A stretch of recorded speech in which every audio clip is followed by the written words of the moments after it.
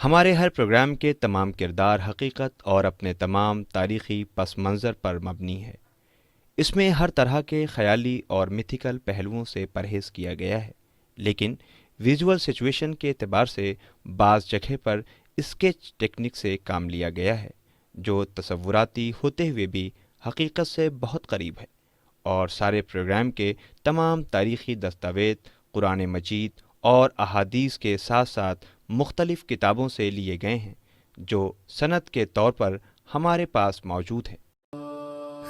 اس قوم کے رونے کو یہ بات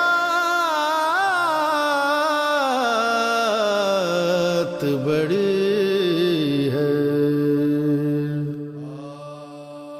زہرا بھرے دربار میں حق مانگ رہی ہے۔ اعوذ باللہ من الشیطان الرجیم، بسم اللہ الرحمن الرحیم۔ ناظرین السلام علیکم، میں ہوں سمینہ زیدی، حاضر ہوں لے کر آپ کے سامنے صدیقہ کبریٰ جناب فاطمہ زہرا سلام اللہ علیہا کے خطبوں کے سلسلے میں ہمارا خصوصی پروگرام حضرت زہرا اور مطالبہ حق۔ حضرت فاطمہ زہرا سلام اللہ علیہا کے اس خطبے کو ایک سیریز کی صورت میں آپ کے سامنے پیش کیا جا رہا ہے۔ اس سیریز کا چوتھا حصہ آج آپ کے سامنے حاضر ہے، جس میں حضرت فاطمہ زہرا نے پیغمبر اکرم کے بعد جس تیزی کے ساتھ زمانے کے حالات بدل گئے ان کا ذکر کیا ہے۔ اس سے پہلے کے اپنے پروگرام میں ہم نے دیکھا تھا کہ آپ نے کس طرح ذکر پیغمبر محمد مصطفیٰ صلی اللہ علیہ وآلہ وسلم کیا کہ آپ خدا کے منتخب کیے ہوئے تھے اور دنیا والوں کے لیے رحمت تھے۔ آپ نے خود ہر طرح سے پریشانی اور مصیبتیں برداشت کیں اور دنیا سے اس طرح رحلت کی کہ آپ خدا کے محبوب بندے تھے۔ اس خطبے میں حمد پروردگار اور ذکر محمد مصطفیٰ صلی اللہ علیہ وآلہ وسلم کے بعد آپ فرماتی ہیں کہ اور جب پروردگار عالم نے اپنے حبیب پیغمبر اکرم کے لیے وہی فیصلہ کیا جو تمام انبیاء و مرسلین کے سلسلے میں ہو چکا تھا اور آپ کو بھی اپنے پاس واپس بلا لینا چاہا، تو پھر تمہارے دلوں میں نفاق کے کانٹے نکل آئے۔ دین نے تمہیں جو پوشاک پہنائی تھی وہ تار تار ہو چکی ہے۔ ہاں، وہ گمراہ جو کسی وجہ سے چپ تھے اب ان کی بھی زبانیں کھل گئیں اور کچھ بے نام افراد نے بھی سر اٹھانا شروع کر دیا۔ جب تم سچائی کا میدان چھوڑ گئے تو حق نا آشنا گروہوں کے اونٹ بھی بلبلانے لگے اور باطل پرست کھل کر سامنے آ گئے۔ شیطان نے اپنی کمین گاہ سے سر نکالا اور تمہیں پکارنے لگا۔ اکثر لوگ اس کی آواز سن کر لپک پڑے اور آخر کار اس پر ریچھ کر سب نے اسے اپنا منظور نظر بنا لیا۔ نتیجتاً اس نے تمہیں اپنے ڈھرے پر لگایا اور تم اپنی کم عقلی کی وجہ سے اس کے ہو کر رہ گئے۔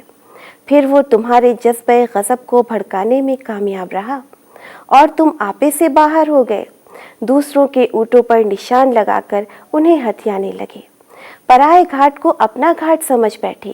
ہاں، تم نے رسول سے جو عہد و پیمان کیا تھا وہ تو ابھی کل کی بات ہے، دیکھو زخم بہت کاری ہے اور گھاؤ بھرے نہیں۔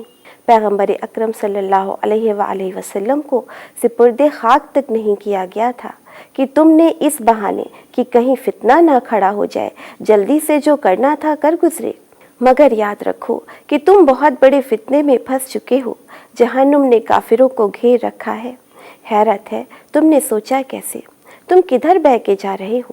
اے لوگو، خدا کی کتاب تمہارے درمیان موجود ہے اور اس کی تمام باتیں بہت واضح ہیں۔ قرآن کے تمام فرمان روشن، اس کی نشانیاں ضیابار اور امر نہیں کے سارے قاعدے لو دیتے ہیں۔ پھر بھی تم نے اس آئین زندگی کو پس پشت ڈال دیا۔ اچھا، تم نے قرآن سے منہ پھیر لیا ہے یا اب اس کے بغیر ہی فیصلے کرو گے؟ ظالموں نے قرآن کے بدلے جو ریت اپنائی ہے وہ بدترین روش ہے، اور جو اسلام کے سوا کسی اور نظام کو اپنائے گا وہ ہرگز قابل قبول نہ ہوگا، یہاں تک کہ جو یہ کرے گا وہ آخرت میں بڑا گھاٹا اٹھائے گا۔ تم نے بڑی پھرتی سے خلافت کے بدلے ہوئے ناقے کو ہتھیا لیا، اتنا بھی انتظار نہ کر سکے کہ پہلے رام کر لیتے پھر مہار تھامتے، اور اس کے بعد تم سب نے مل کر فتنوں کی آگ سلگائی اور ہنگاموں کے شعلے بھڑکائے، گمراہ شیطان کے پکارنے پر لبیک کہنے لگے اور دین کے اجالوں کو گھپ اندھیروں میں بدل دیا، اور اللہ کے برگزیدہ نبی کی تعلیمات پر پردے ڈالنے کی کوشش کرنے لگے۔ تمہارا ظاہر تمہارے باطن کا ساتھ نہیں دیتا، کہتے کچھ ہو اور کرتے کچھ ہو۔ خاندان نبوت کو سامنے سے ہٹانے اور ہر طرح سے ستانے کے لیے تم کیا کیا چالے نہیں چلے، اور ہم تمہاری اس ایذا رسانی کے لیے صبر کرتے ہیں، اسی طرح جیسے ہمت والے نیزے اور خنجر کے زخم کھا کر بردباری دکھاتے ہیں۔ تم یہ سمجھ رہے ہو کہ اللہ نے ہمیں وراثت کے حق سے محروم رکھا ہے، کیا جہالت کا طرز عمل اختیار کرنا چاہتے ہو؟ حالانکہ یقین رکھنے والوں کے لیے اللہ سے بہتر فیصلہ کرنے والا اور کوئی نہیں۔ کیا تم ان باتوں سے واقف نہیں ہو؟ اور یہ حقیقت تو دوپہر کے سورج کی طرح عیا ہے کہ میں تمہارے رسول کی بیٹی ہوں۔ ناظرین، خطبے کے اس حصے میں رسول اکرم صلی اللہ علیہ وآلہ وسلم اور آپ کے اہل بیت کے خلاف لوگوں کے دلوں میں جو بغض اور کینہ آ گیا تھا اس کا ذکر کیا گیا ہے کہ لوگوں نے کائنات کی عظیم ہستی کو اہمیت نہ دی، ان کی بات کا پاس نہیں رکھا اور ان کے بتائے ہوئے راستے پر نہیں چلے، بلکہ اپنا ایک الگ راستہ اختیار کر لیا۔ لوگ فتنہ اور فساد برپا کرنے لگے اور انہوں نے قرآن کو پس پشت ڈال دیا اور خلافت رسول کو ہتھیانے کے لیے سازشیں کرنے لگے۔ دین کو رسول اکرم صلی اللہ علیہ وآلہ وسلم نے جس محنت کے ساتھ پروان چڑھایا تھا اسے پھر سے اندھیروں کی سمت لے جانے لگے۔ اور پھر اس کے بعد حضرت فاطمہ زہرا سلام اللہ علیہا نے اپنے خطبے میں سورہ مائدہ کی آیت نمبر 30 سے دلوں کا حال اور خداوند کریم سے رابطے کا بیان اس طرح کیا ہے کہ یقین رکھنے والوں کے لیے اللہ سے بہتر فیصلہ کرنے والا اور کوئی نہیں۔ ناظرین، کیا حالات زمانہ تھے کہ یہ وقت آ پڑا کہ آپ خطبے میں اپنا تعارف اس انداز میں کروا رہی ہیں کہ میں رسول کی بیٹی ہوں۔ کیا ایسا ہونا چاہیے تھا؟ کیا لوگ پہچانتے نہیں تھے کہ در سیدہ پر کائنات کی عظیم ہستی رسول اکرم آ کر سلام کیا کرتے تھے؟ لیکن لوگوں نے بعد رسول خاندان رسالت کا احترام نہیں کیا اور ان کے خلاف سازشیں کرنے لگے۔ کائنات کی سب سے عظیم اس خاتون کو کہ اگر علی علیہ السلام نہ ہوتے تو ان کا کوئی ہمسر نہیں تھا، ایسی ہستی کو لوگوں کے بیچ آ کر اپنا حق طلب کرنا پڑا۔ یہ کوئی معمولی بات نہیں تھی۔ آپ پر وہ مصائب پڑے کہ آپ کو کہنا پڑا کہ بابا آپ کے بعد مجھ پر وہ مصائب پڑے کہ اگر دنوں پر پڑتے تو مثل رات تاریک ہو جاتے۔ آپ نے جو خطبہ دیا اور جو باتیں لوگوں کے درمیان عرض کی اس کا لوگوں کے دلوں پر کوئی اثر نہیں ہو رہا تھا، جیسا کہ سورہ بقرہ کی آیت نمبر 7 میں اعلان پروردگار ہو رہا ہے۔